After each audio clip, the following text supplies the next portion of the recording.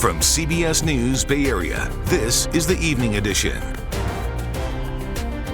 Well, coming up at 5 o'clock tonight, the transit agency was counting on some funding that they didn't get to help keep Bay Area transit services running. It may not be now approved. We'll have that story. And community members are speaking out after yesterday's early morning shootings in downtown Oakland, what they're asking for from the city. And the 49ers played their first game of the regular season while they were on the road. Fans here at home held quite a celebration. Live from the CBS studios in San Francisco, I'm Brian Hackney. And I'm Andrea Nakano. Two local lawmakers warned that Bay Area transit agencies could face big cuts very soon now that Governor Gavin Newsom is backing away from a previous promise. Yeah, state lawmakers said that there was supposed to be this bridge loan to help cover some of the gaps, and Dahlin reports.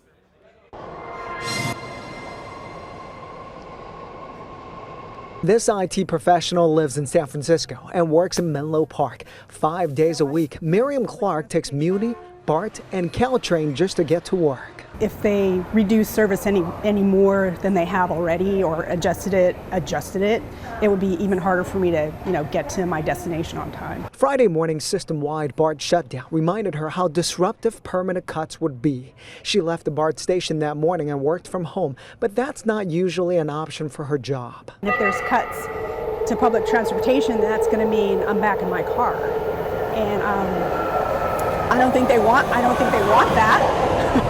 Miriam does have a car, but says she only uses it as a last resort. Local lawmakers want to make sure riders like her keep supporting public transit. That's why they're pressing Governor Newsom to follow through on a promise they say he made months ago, a $750 million loan to help agencies bridge a budget shortfall in 2026. But instead of providing the loan now, the Department of Finance says, let's talk about it next year. And that's a problem because these agencies have to make plans now about whether to cut service next year. If they don't have certainty the money's coming, they're going to have to start reducing service. State Senator Scott Wiener represents San Francisco. He says if they want the loan this year, they have until Tuesday to introduce it. That's the deadline. He and other leaders are urging the governor to keep his promise. Ultimately, if nothing happens whatsoever, including the ballot measure, BART will basically collapse. And Muni has said they may have to cut service as much as 50%, one half. The idea is the bridge loan would get agencies through 2026 until voters decide on a regional transportation measure in November 2026 that could fund transit starting in 2027. If we're now taking hundreds of thousands of people off of transit and then dumping them into the freeway, 80 is going to be a parking lot. 580 is going to be a parking lot. It's going to be a mess all over the place. And the easiest thing to do is just for the governor to fulfill his promise of providing that emergency loan to tide the transit agencies over until we have long-term funding sources. Marion hopes all sides can resolve this so public transit remains reliable.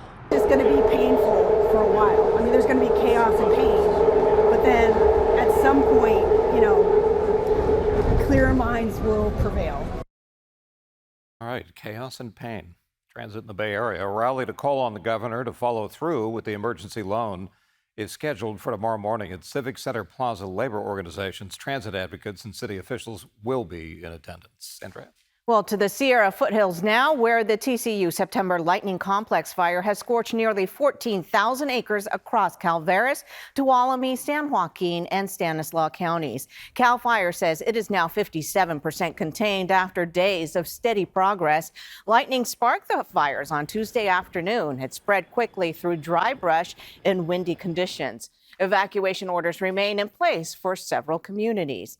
CAL FIRE and local law enforcement held a community meeting last night, the first one since the fire started. Many from Chinese camp were there, an area that has suffered heavy damage. About 100 people showed up to the meeting wondering when they can go home. There was a little BS, one lie, but overall, everything was good. It was just some things that do need to get investigated. I think it was productive because then you understood why they weren't here so quickly, why they didn't show up. Officials say the magnitude of these series of fires in rare weather conditions ran them and their equipment thin. I will share with you that it does take the full scope of my authority to issue these orders. And it's very difficult when I know that I have my people that are displaced from their homes. Please don't ever think that I'm not constantly pressing and constantly advocating.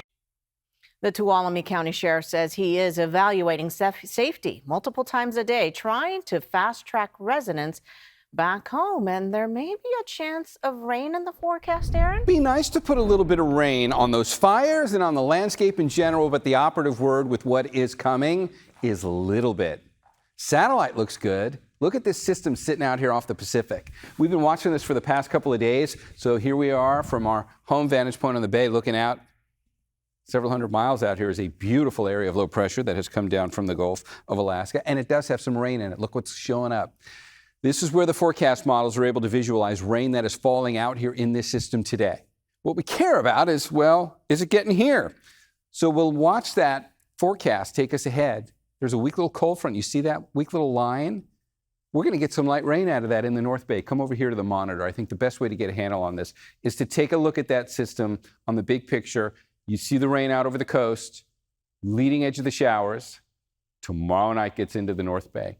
Really light stuff. You might get a couple hundredths of an inch of rain out of that at best, but it's going to be around for 3 days. There is a chance of rain Monday, Tuesday, and Wednesday.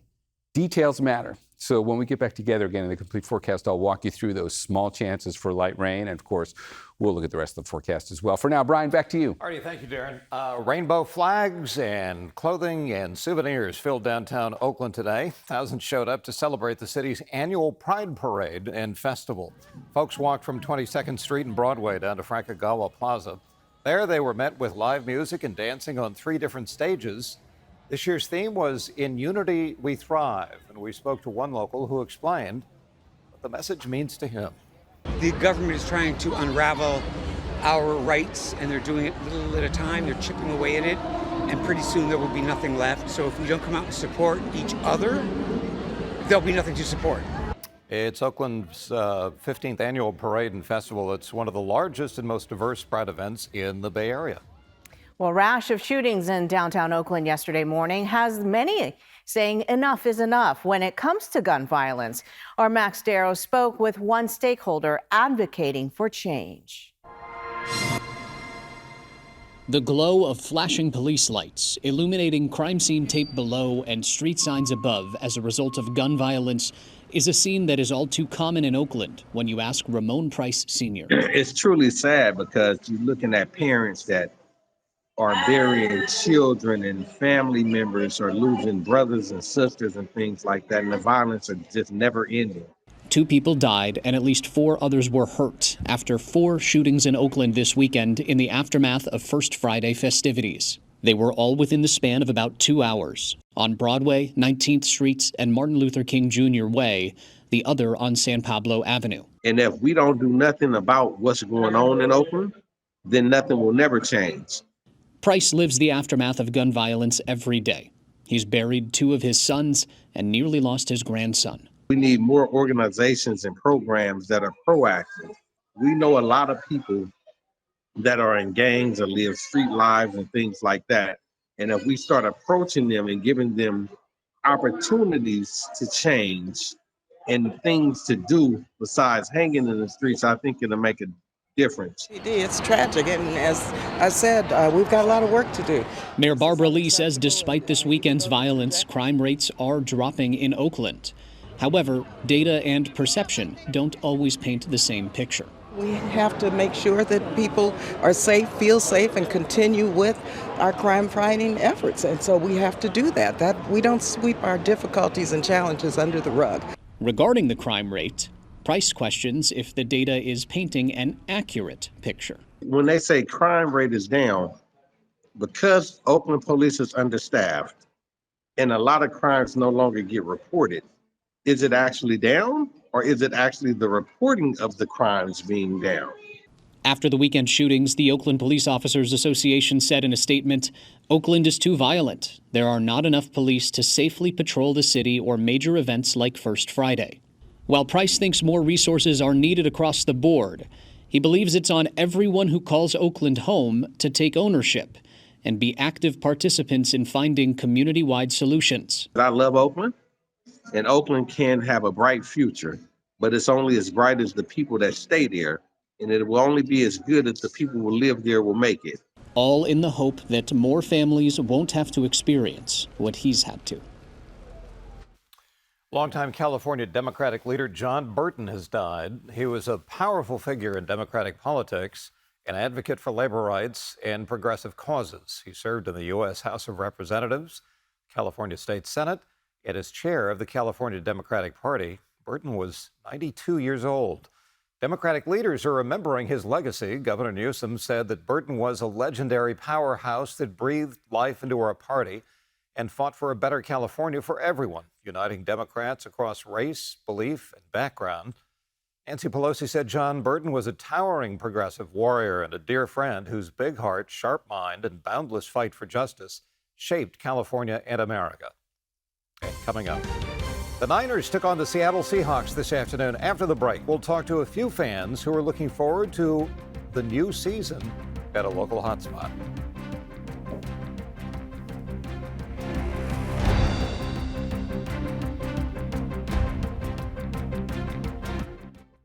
One local police department is employing artificial intelligence to work in the community. Police in Campbell are using AI to bridge language gaps and track down suspects. They are even using it to file police reports, a move which comes with a bit of skepticism. Len Ramirez takes us inside the department for a closer look. Press and hold button, then translate to X. Translate to Vietnamese. It starts with a routine traffic stop, but when the driver speaks only Vietnamese, communications become a challenge. Miss Trin, do you normally travel on Lee Avenue? Thanks to AI-powered translation built into Campbell PD's Axon body cameras, that language barrier disappears in real time. Anything we can do to remove those barriers and remove those moments in time that we're not understanding what's happening, I think it is a huge value add. And Captain Ian White says now, with just a few taps, officers can access a growing library of over 100 languages. I gave it a tryout in Spanish. ¿Dónde está la escuela? Identified Spanish. Where is the school? La escuela primaria Rosemary está ubicada en Hamilton y Eden. But language isn't the only area where AI is helping. Inside the secure operations room, Campbell PD is using drones to monitor retail theft hotspots, eyes in the sky that help officers on the ground respond faster. what we've tried to do is place them in our highest crime areas to assist with interdicting with crime. But one of the department's most groundbreaking and potentially controversial uses of AI is writing police reports. When officers engage with the public, their body cams record the event. Audio portions can now be automatically transcribed by AI, and a program called Draft One writes them into an official police report. But officers can still add other relevant impressions, and the person, not the program, says White, still gets the final word. And they have to sign an attestation, a digital signature attestation, saying that they're verifying that this is their work product, that they've been through it, and it is a fair and accurate representation of what their recollection of the event was.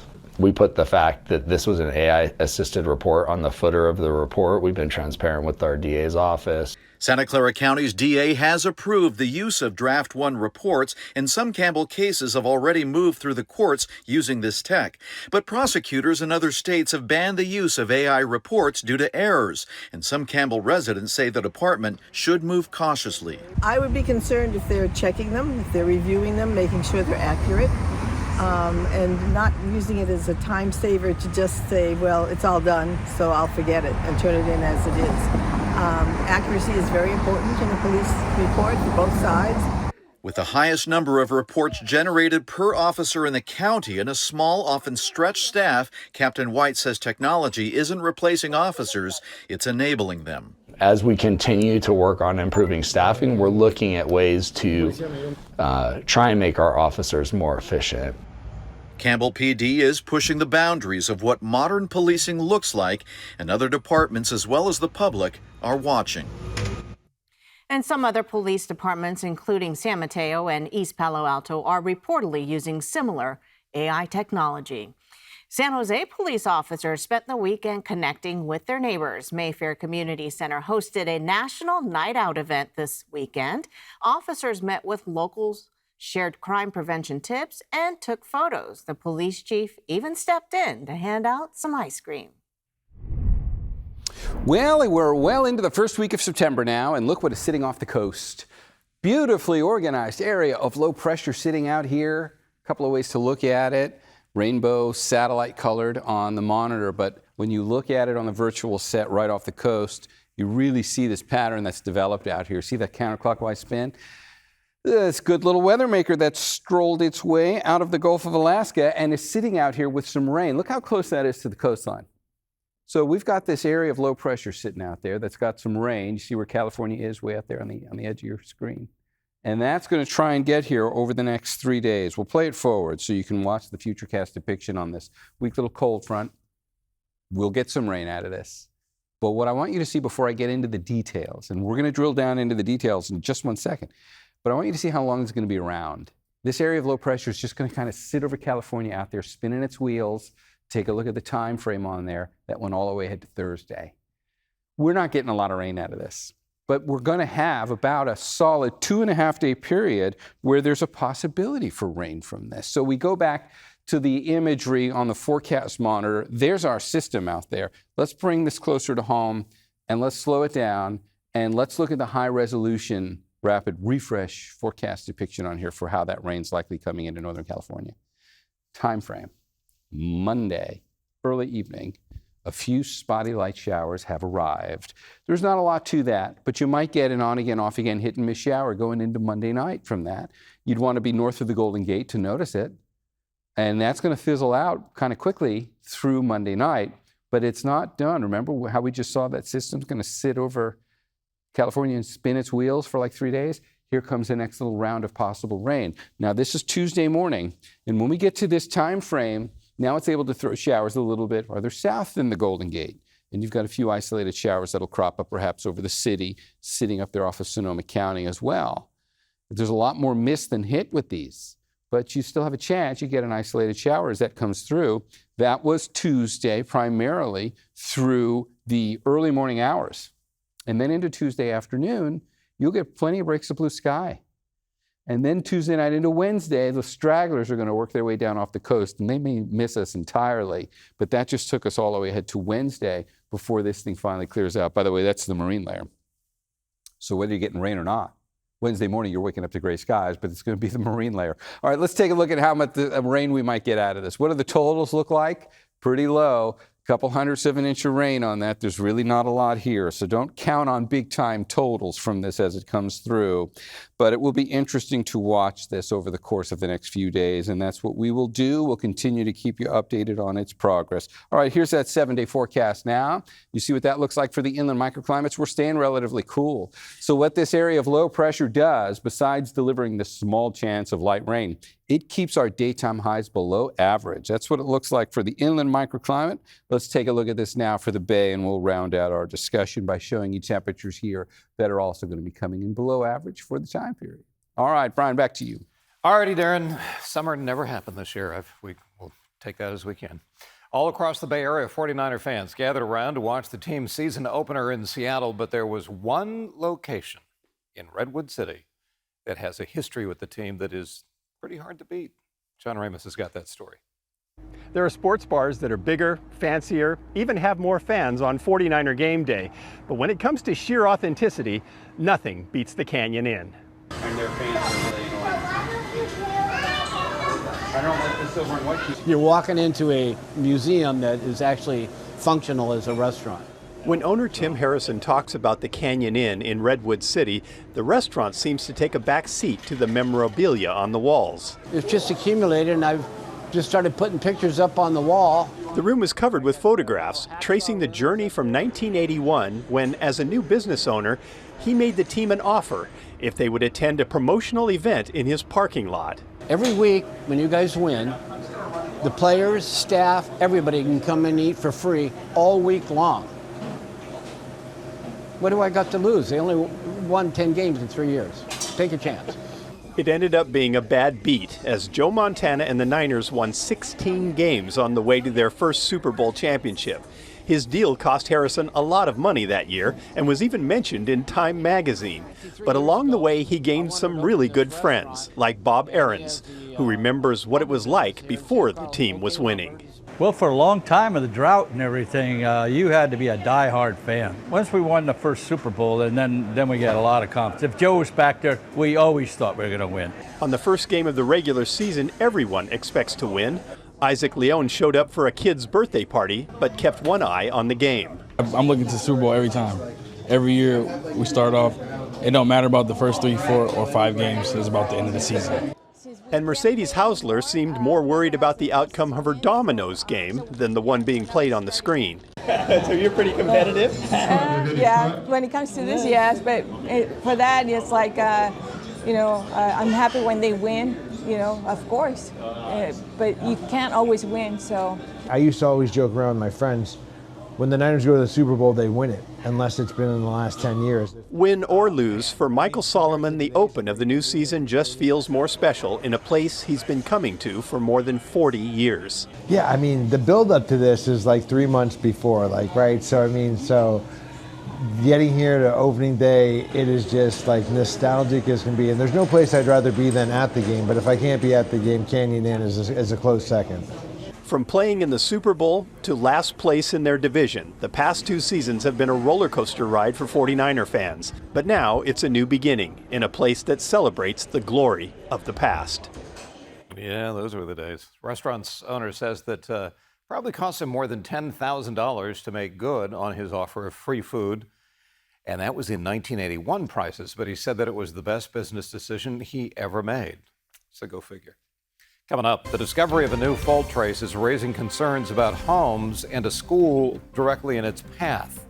The likelihood of a quake in that area, and so much more when we come back.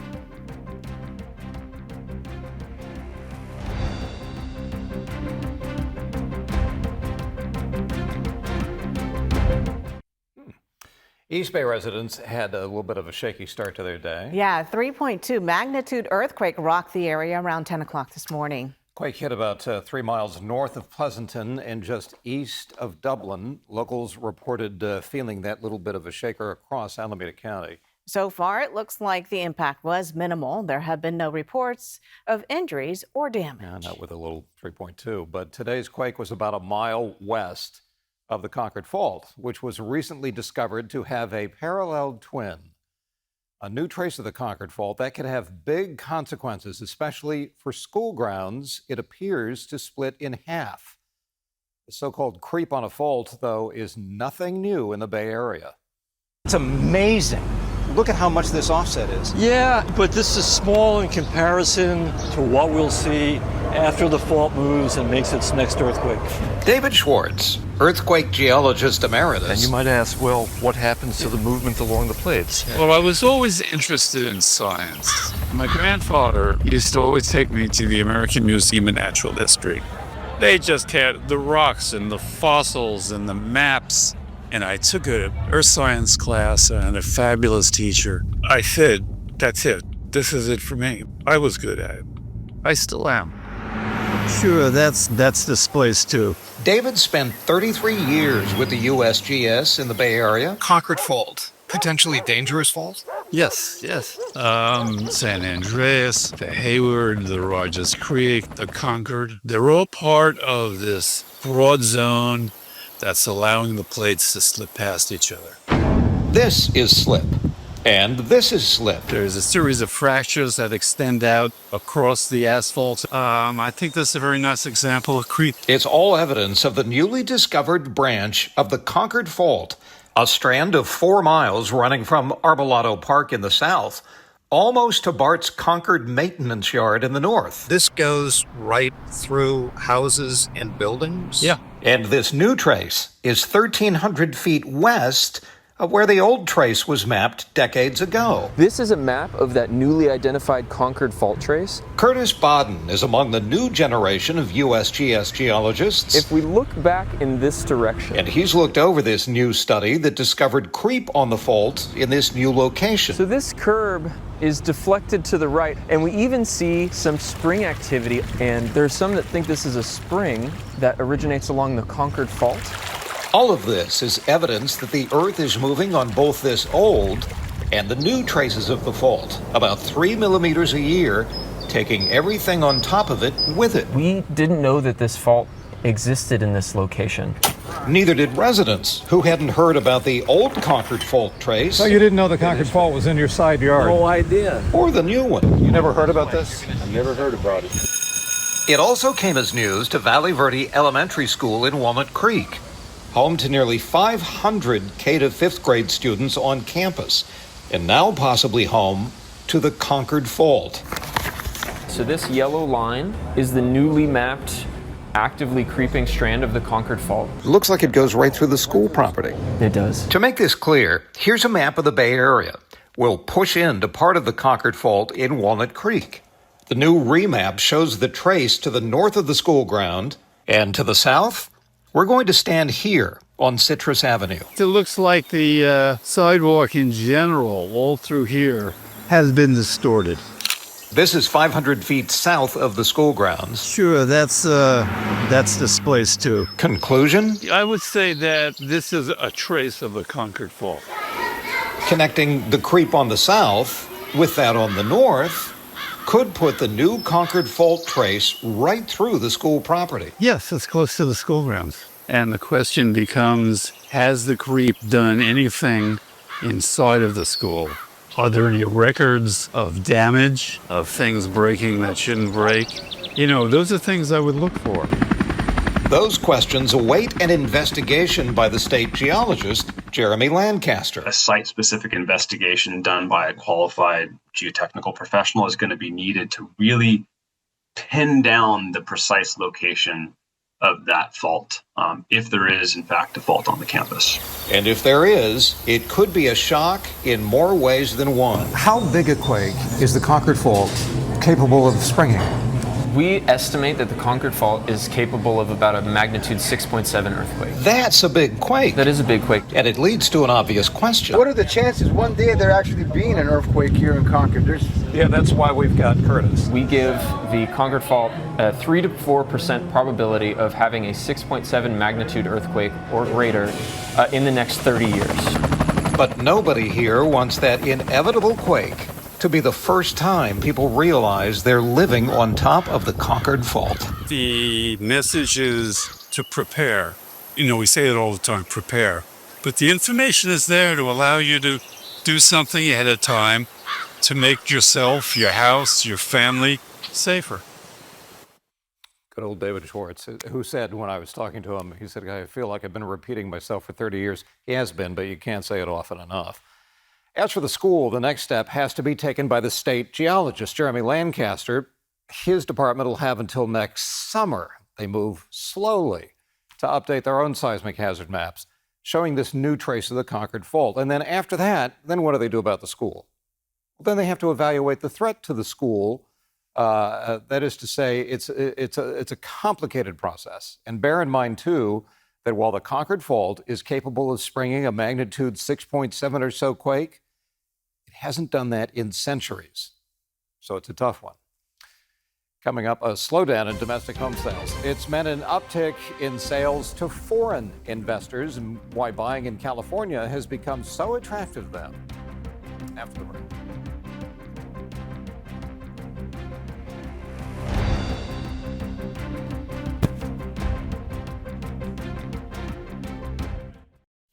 President Trump is threatening to deploy more National Guard troops into U.S. cities. Yesterday, protesters gathered in Washington, D.C. to protest the presence of troops there and in Chicago. People are saying demonstrating against the presence of ICE in the city. Wendy Gillette has more.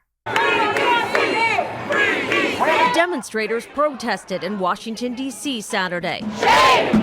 Shame! Angry about National Guard troops deployed to the city. Whose house? President Trump defended the deployment Friday night, saying crime in the nation's capital has plummeted. It was the most unsafe city anywhere in the country, our capital.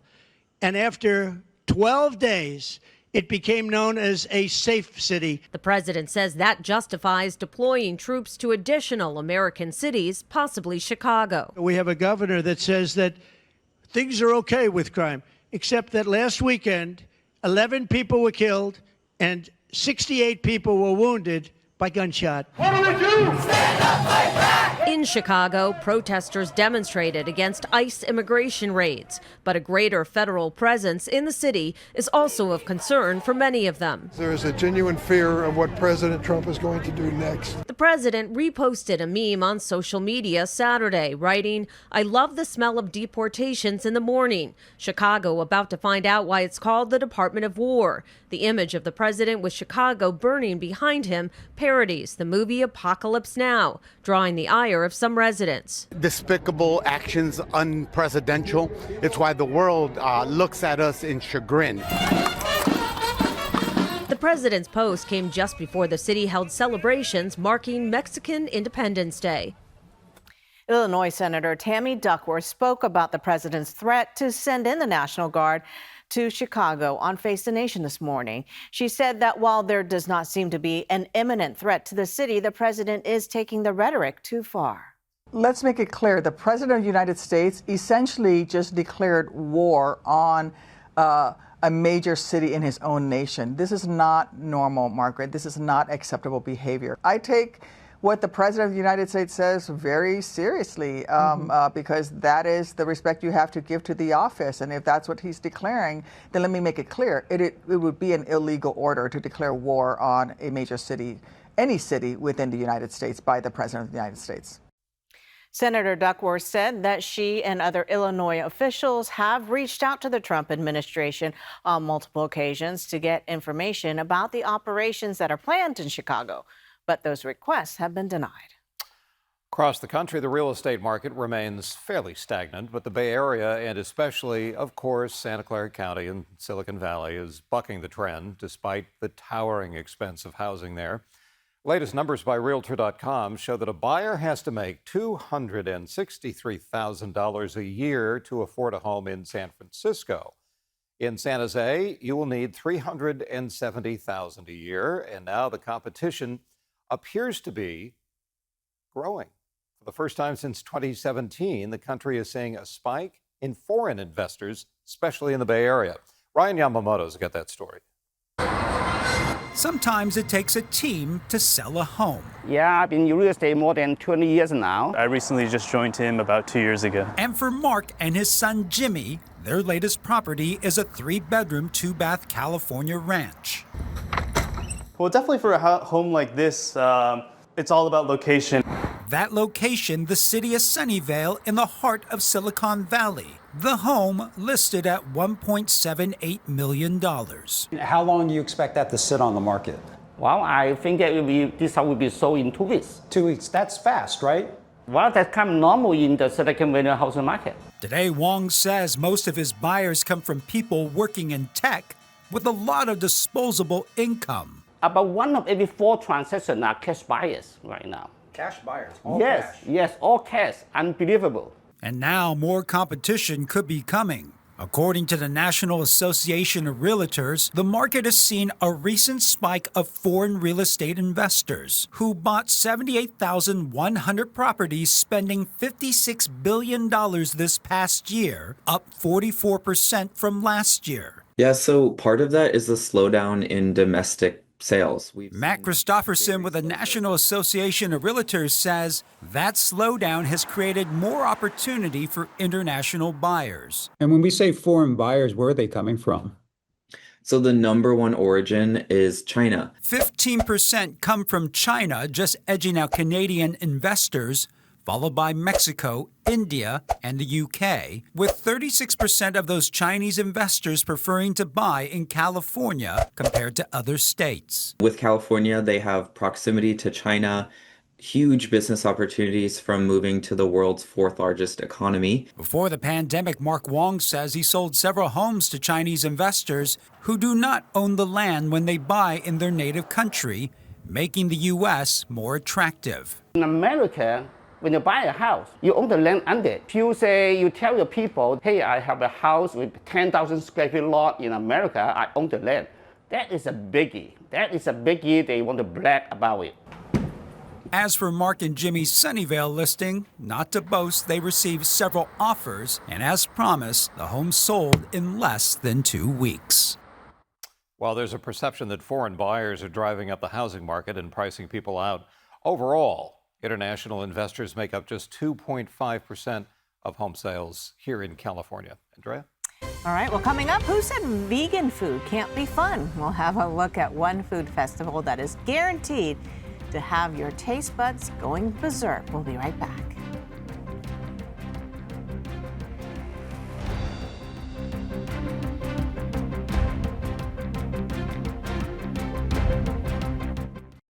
Artificial intelligence may have a bad reputation, but one free tool helped a Concord woman save thousands on healthcare costs. She says her insurance company repeatedly denied her claims. Our Suji Nam shares how this tool helped her get the upper hand.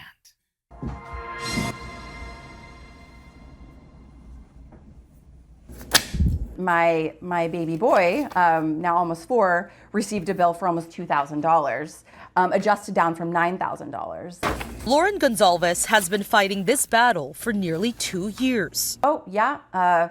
Anthem denied her claim. She gave birth to her son in 2021. On day 2 of our hospital stay, we paid, I don't know, $2,300, in around that ballpark. But 2 years after her son was born, Gonzalez says Anthem Blue Cross Blue Shield denied her claim and billed her for nursery charges. This final notice, immediate action required. She said Anthem even changed the bill to her son's name. The only reason they could have been doing that was so they can essentially charge me for an out-of-pocket maximum for my son. Confused as to why Anthem denied her insurance, she filed several appeal letters. But with no success, Gonzalez turned to AI. AI said, well, now there's a timeliness issue and Anthem may have violated its own policy. Hey, I'm Maxwell. What can I help you with today? Enter Counterforce Health, a company that uses artificial intelligence to help patients appeal a denial. Instead of you doing 8 hours of research, compiling all this stuff, going through all these documents, our AI system can do this in less than 2 minutes. Neil Shaw, CEO of Counterforce Health, says 99% of denied insurance claims are never appealed, forcing people to pay out of pocket. He says, however, of the 1% that do appeal, about 50% of people win at baseline. That is hope enough to keep the fight. The denial rates have skyrocketed because there isn't even oftentimes a human reviewing it. It's just an AI system in 1 second denies you. So now it's like, okay, well, we'll build AI and empower people to fight back in a second.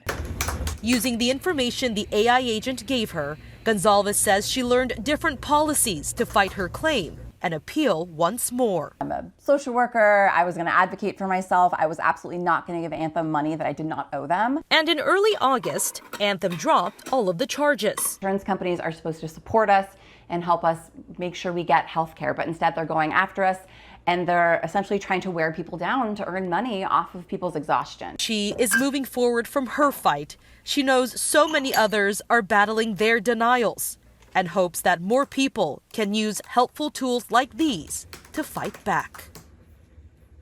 And we have contacted Anthem multiple times, but have not heard back yet. Now let's get a check of the forecast with Darren. All right, we're still keeping an eye on a number of fires going on across the state. So you can see what that complex has looked like out here across the foothills and through Gold Country. But one of these fires has really taken off today, if we can get the visual on it up here. That's the Garnet Fire, which is the one that's been going for the last couple of weeks through Fresno County.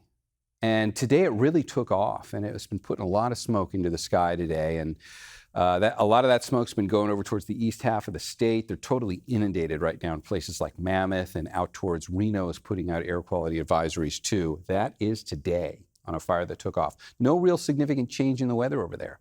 That fire is just burning through a part of the Sierra that hadn't really experienced much fire in the recent past. And there's a lot of fuel there, and it just hit a patch of very dry, dead and down timber, and it was able to take off. That's really a hallmark of where we are right now in terms of California's landscape. By the way, here's the Garnet Fire down there. That's the one we're taking a look at. But most of these have really quieted down now across much of California in terms of intensity of fire. The Garnet Fire is really the one that's going off. All right, let's go back to the story of the day. We've got rain coming. And when we take a look at what's going on out here now in terms of the big picture out in the Pacific, you see this huge area of low pressure sitting out here. And when we put the rain in this, if we can keep the wide view on this so we never lose our perspective off of where we are in California, when we put the rain on this, and you see where that is at this point, there's a good amount of rain just waiting to get organized and pulled towards the west coast. There's that cold front. When you look at it here, you really see how large this system's going to be. And it's going to hang out over California for the next several days. So when we watch what happens from Tuesday through Thursday, this is why we've got a prolonged chance of rain in our forecast, because this system's just going to be sitting here. But what you noticed is it's never really all that impressive. We don't really have a lot of rain coming our way, but we do have the potential for some. Here's a close-up look at that. Here's the high-resolution forecast. That's tomorrow afternoon. A few light scattered showers moving through the North Bay. They won't amount to much. You won't get a whole lot, but don't be surprised if you do get a few drops of rain second half of tomorrow on Monday afternoon and evening. And then on Tuesday, another crop comes through here Tuesday morning. We don't get a lot from that either. A few light isolated scattered showers that'll stay with us, and we don't really turn this off completely until we get into like Wednesday afternoon before the last of the stragglers leaves. You'll see plenty of blue sky on Tuesday, by the way. It's just that there's always going to be the possibility for an isolated shower to come through at any point. Look at the grand total. This is Monday through Wednesday. There's not a lot there, but the chance remains, and that's what we'll be keeping a very close eye on over the course of the next several days. We'll keep you updated on the system as it develops and moves in. Let's get into the 7-day forecast, starting out with our inland microclimate. Temperatures are staying below average. It's an area of low pressure coming out of the Gulf of Alaska. It has some light rain, but it also has cool air. And we're going to stay below average for the next 7 days. Those are the numbers for the inland microclimate. And if we look at this for the Bay, we see a similar story on here as well, with daytime highs staying below average. Marine layer mornings, chance of an afternoon shower, plenty of sunshine in the afternoon. Andrea, over to you. All right, thank you so much, Darren. Well, in the East Bay, the Berkeley Food Fest celebrated its 5th annual gathering. It's Northern California's largest vegan food festival. Folks in attendance gathered at the North Berkeley BART station to listen to live music, check out vendors, and get a tour of vegan food from around the world. The Berkeley Food Festival wants to beat the stereotype that vegan food is boring. Well, coming up, San Franciscans grooved in Union Square. We'll see what brought the crowds out in their dancing shoes when we return.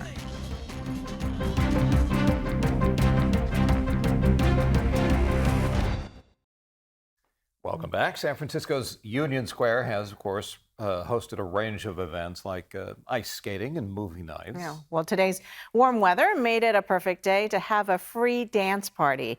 Crowds of people enjoyed the sunshine and music at Poolside's Daytime Disco.